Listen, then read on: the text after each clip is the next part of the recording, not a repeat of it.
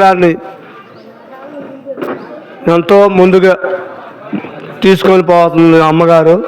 ఆ అమ్మగారికి నా దోదశ నమస్కారాలు తెలియజేసుకుంటున్నాను. గురువరా నీ నా తందున ఎరుకన తెరగలిగి ఉండును వెన్నాళ్ళు గోలెన్ కరుణారతేశనమలన్ తెరదీసి తిరివెరక మాట తీరే నిక్కడికి సాలు బోధా దూరేదెక్కడికి పరిపూర్ణమును లేని వెరుకాని చూపించి ఎరికే లేదని ఎంట్రీ ఎరికే లేదాయను తీరే నిక్కడికి సాలు బోధా దూరేదెక్కడికి.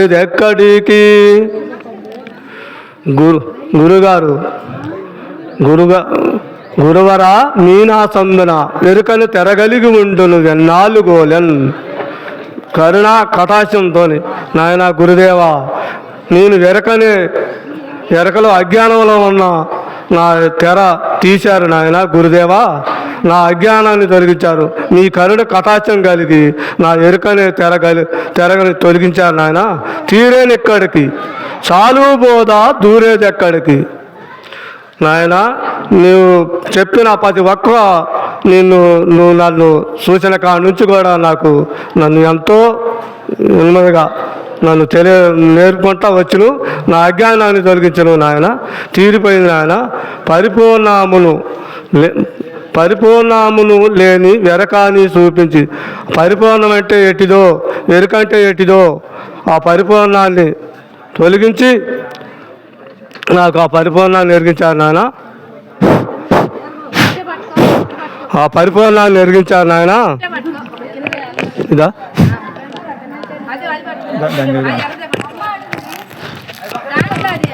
ఇదా పక్క పెట్టనా అది రాదా రావట్లేదు.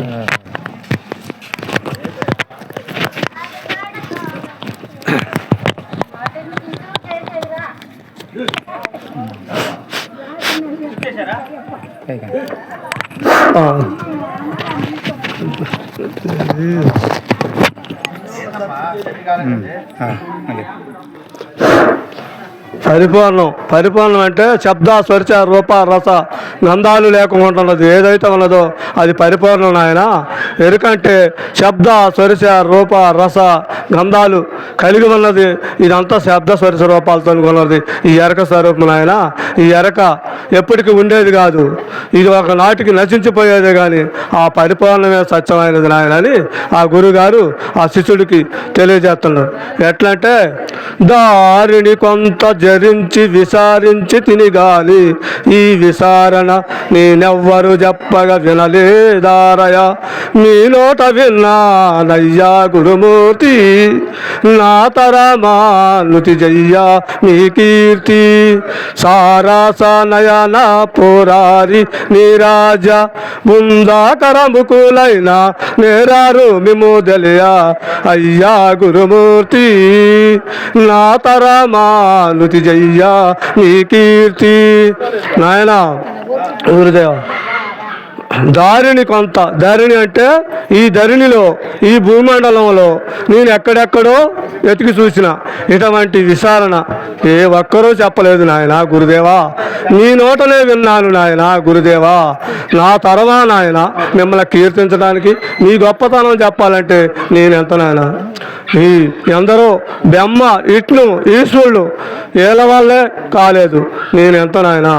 బ్రహ్మదేవుడు సృష్టికర్త అయిన బ్రహ్మదేవుడి వల్ల కాల, పోషకర్త అయిన విష్ణుమూర్తి వల్ల కూడా కాలేదు, లయంకర్త అయిన శివయ్య వల్ల కూడా కాలేదు నాయన. నేనెంత నాయన అని గురుదేవుడు ఈ శిష్యుడు చెబుతుండు. గురువుగారిని ఏడుకుంటుండు. బృందాకర ముక్కులైన అన్నారు. బృందాకర ముక్కులు అంటే ముక్కోట దేవతల వల్లే కాలేదు, నా వల్ల ఇద్దా నాయన గురుదేవా నేను ఎంత నాయన అని అప్పుడు గురుదేవుల్ని ఏడుకుంటాడు. అప్పుడు చెబుతాడు గురుగారు, గట మెదట పెట్టి చూపినటు వలె బయలుండ చూపి అతి మాయల నటించుతున్న వెరకను తొంటిలో విడిపి తిరిపుడు తీరే మా చంక ఇగబూటాదు ఏ రీతి చంక ఎటు దోసావిలు వెళ్ళే ఇటు మిమ్ము చూచిన అపట నుంచి దయచేసి ఇప్పుటిదాకా బోధిస్తే తీరే మా చంక ఎగబోటాదు ఏ రీతి చంక. ఘటం, ఘటం అంటే కొండ. ఈ ఘటాన్ని శిష్యా ఇది ఘటం, ఘటం అంటే కొండ నాయన. ఈ కొండను ఎదట పెట్టి శిష్యుడికి చూపిస్తాడు, నాయన ఇది కొండ, ఈ కొండలో ఉన్నది బయలే, ఈ కొండ చుట్టూ ఉన్నది బయలే, ఈ కొండను పెట్టింది కూడా బయలులోనే నాయన. ఈ బయలు ఎప్పటికీ నిత్యం సందు లేకుండా ముళ్ళుకొచ్చ సందు లేకుండా ఉంది నాయన, ఇది పరిపూర్ణం నాయన అని ఈ పరిపూర్ణాన్ని ఆ గురువుగారు శిష్యుడికి వెలిగించుతుండు. ఈ ఘటన అంటే ఈ కుండ ఎన్నో ఉపాధులుగా మారుతుంది. ఒక లొట్టు అవుతుంది, ఒక సట్టు అవుతున్నది, ఒక మూగిడి అవుతున్నది, ఒక కుండి అవుతున్నది, ఎన్నెన్నో విధాలుగా తయారవుతున్నది. ఇదంతా కూడా ఒక నశించిపోయేదే, ఇది ఎప్పటికి ఉండేది కానీ ఆయన మన కళ్ళకి గోచరిస్తున్నదంతా కూడా ఇదంతా కూడా నశించిపోయేదే. ఆ పరిపూర్ణమే, ఆ బయలే ఎప్పటికి ఉండేది నాయన అని ఆ గురువుగారు శిష్యుడికి తెలియజేస్తాడు. అప్పుడేగా నా బుద్ధికి సరిపడ్డది నీ బుద్ధేగా నీవెన్ని నేర్పులగని నన్ను ఆ బుద్ధులకై నా బుద్ధికి మెప్పు రాదు నా తండ్రి వినరా శాబాసు నిన్నే తండ్రి కనరా ఈ బుద్ధి మా నాకెగా ఏ బుద్ధి పో నాకు ఏ బుద్ధి పూనినా నీ బుద్ధి చెడిపోను నా తండ్రి వినరా శాబాసు నిన్నే తండ్రి కనరా. నాయన శిష్య, నేను చెప్పినటువంటి బోధని నువ్వు దృఢనిశ్చయం చేసుకొని నేను చెప్పిన దాన్ని నువ్వు చక్కగా నడిచినట్టయితే నీకు జనన మరణ భ్రాంతి రహితం కలుగుతుంది. నువ్వు ఈ బుద్ధితోనే నడువు నాయన. ఈ బుద్ధి మా నాకు ఏ బుద్ధి పో నాకు ఏ బుద్ధి పూనినా నీ బుద్ధి చెడిపోద్ది నాయన. ఈ పద్ధతిలో గట్ట నువ్వు నడిచినట్టయితే నీకు తప్పకుండా జనన మరణ భ్రాంతి రహితం కలుగుతుంది నాయన అని గురుగారు శిష్యుడికి చెబుతుండు. అంతకంటే ముందు గురువుగారు శిష్యుడు గురువు దగ్గరకు వచ్చినప్పుడు ఎన్నో అసలు ఎటువంటి వాడని ఎన్నో చర్చలు పెట్టిండు. కొట్టితి తిట్టితి శమనం పెట్టితి నీ మనవి శమనం పెట్టక పెడచెవు పెట్టితి మొట్టితి మెడలను కొట్టితి నీ మనసు తెలియా కోపము లేక సరి తెలిచే నీ ఓపిక పోక పట్టు విచ్చదావింకా నట్టేమీ లేదాని దయ పుట్టి ఇచ్చితి బోధ గట్టి వాడి వీరోరి కోపము లేక సరి తెలిచే నీ ఓపిక పోక. నాయన శిష్య, అప్పుడు గురువు దగ్గరకు వచ్చినప్పుడు ఏం చేసిండు, నాయన ఉపదేశం నాయన అని గురువు గారికి వచ్చాడు శిష్యుడు వస్తే నా దగ్గర ఏముంది నాయన, నా దగ్గర ఏం లేదులే కానీ నువ్వు వెళ్ళిపో అని ఆ మందిరం దగ్గరకు వస్తే బయటికి ఎలగొట్టినా కానీ ఆ శిష్యుడు ఆ గురువు ఎప్పుడు వస్తాడా అని అక్కడనే కూకొని, నాయన నీవు ఏది చెప్తే అది నేను చెప్పినట్టు ఏంటో నాయన నీ పద్ధతిలో నడుతా నాయన అని గురువుగారు నడుతుంటే, నీకెన్నిసార్లు చెప్పినా నీకు మనసుకు దోసపదా, నువ్వు వెళ్ళిపో నా దగ్గర ఏం లేదని కొట్టి మొట్టికాయలు కూడా వేసినా కానీ ఎంత చెప్పి ఎంత కొట్టినా కానీ ఆ మందిరాన్ని విడిచిపెట్టిపోకుండా ఆ మందిరం దగ్గరనే పడి ఉండి అక్కడ ఉంటుంటే ఇక అప్పుడు గురుగారికి దయ కలిగింది. ఎటువంటి శిష్యుడికి చెప్పపోతే నేను ఇంకెటువంటి శిష్యుడికి చెప్పాలి. ఇవన్నీ కూడా నేను గ్రహించిన ఈ అన్నింటిలో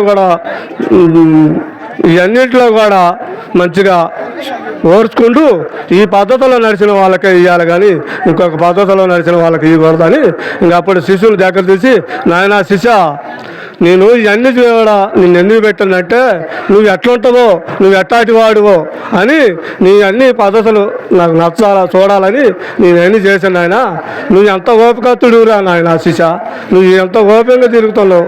నీకు ఇక దా పట్టు ఇచ్చిదా నా గురువు దగ్గర నేర్చుకున్న బోధ నీకు ఉపదేశం ఇచ్చి నీకు నేను నా ఎంత తోడు నిన్ను నేను చేస్తున్నాయన అని అప్పుడు గురువు శిష్యుని తీసుకొని ఉపదేశం ఇచ్చి ఆ గురువు గారు నేర్చుకున్న బోధ మొత్తం దారబోసిండు. ఇక శిష్యుడికి దారబోసి అప్పుడు గురువు గారు నాయన నువ్వు ఎటువంటి పద్ధతిలో నడిచినట్టయితే నీకు తప్పకుండా జనన మరణ భ్రాంతి రహితం కలిగిద్ది నాయన.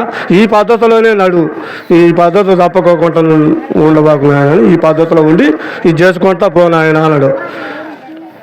ఎవరుంటే ఏమి భయమురా సమరిద్దురు తప్పులుంటే సాధులు విందన్ సమరించనివ్వమిదిని అవినీతులు నింద చేస్తే అయ్యేదేమోయి అందులో మనది పొయ్యేదేమోయి భవనాశాతి లేని పద్ధతి బోధ సవరంగా వినిపించు సాటేలా మాటేలా అయ్యేదేమోయి అందులో మనది పొయ్యేదేమోయి. ఎవరుంటే ఏమి భయమరా నాయన శిష, నేను చెప్పిన బాధ పెద్దల దగ్గర నువ్వు చెప్పు. ఏదైనా తప్పులు ఏమైనా పోయినట్టుకుంటే వాళ్ళు చక్కదిద్దుతారు నాయన. నువ్వు తప్పకుండా నువ్వు ఈ పద్ధతి నువ్వు ఆ గురువు 10 మందికి వినిపించు. నీ అల్లో ఏమైనా తప్పులు ఉంటే సరిదిద్దుతారు నాయన. ఇది భవనాశ స్థితి లేని పద్ధతి ఈ బోధ. భవనాశ అంటే పుట్టుట, భవనాశ స్థితి లేని పద్ధతి ఈ బోధ. భవం అంటే పుట్టుట, స్థితి అంటే సచ్చుట. ఈ భవనాశ స్థితి లేనటువంటి బోధన అయినా ఇది 10 మందికి ఎరిగించు. భవనాశ స్థితి లేని పద్ధతి ఈ బోధ సవరంగా వినిపించు సాటేలా సాటి లేకుండా వినిపించిన ఆయన 10 మందికి నేను చెప్పిన బోధ 10 మందికి తెలియజేయన ఆయన అని గురువుగారు తెలియజేస్తుండు. జై అచల సద్గురు మహారాజుకి జై. ఈ అవకాశం ఇచ్చిన అధ్యక్షుల వారికి నా దూరదర్శన నమస్కారాలు తెలియజేసుకుంటా సెలవు తీసుకుంటున్నాను.